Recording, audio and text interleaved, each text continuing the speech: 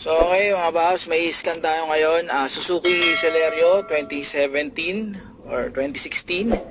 Tingnan natin kung anong problema. Kasi sabi niya naglo-low power daw. Tapos minsan may check engine, minsan wala. Pero sa ngayon daw merong check engine. So punta natin ngayon 'yon. Tingnan natin kung ano yung problema. Ulitin ko ulit As delete ko na lang, tingnan ko kung mura to. Pero sa paa lang to eh. Kailan ito binili? Mga 2 linggo na. 2 linggo na. Ngayon lang lumabas? Hindi, ultima na pagkuha namin. Meron ng ganyan? Hindi, wala siyang inabot na kami sa expressway.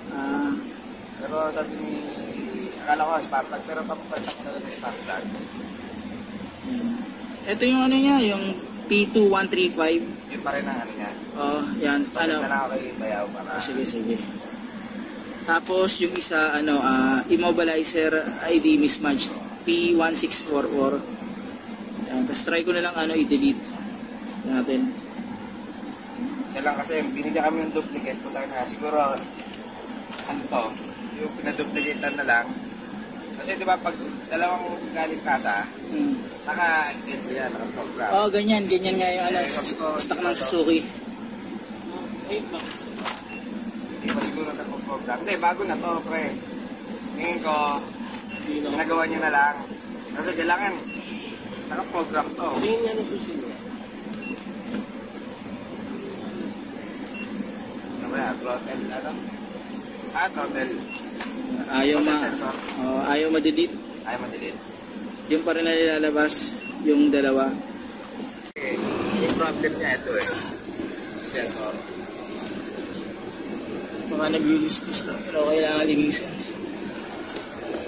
Parang paminsan-minsan gumagana, di ba? Sakit yun. Sakit sa mata talaga. Hindi mawala yan. Hindi lang talaga ma-delete ko. Hindi lang kailangan kong papalpan o kailangan ng delete. Try niya lang linisin.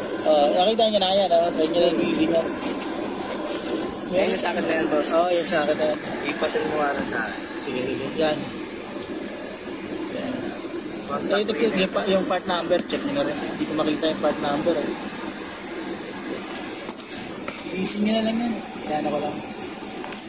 Yan. So okay mga paps, sinadagdag ko lang to regarding sa throttle pedal position sensor.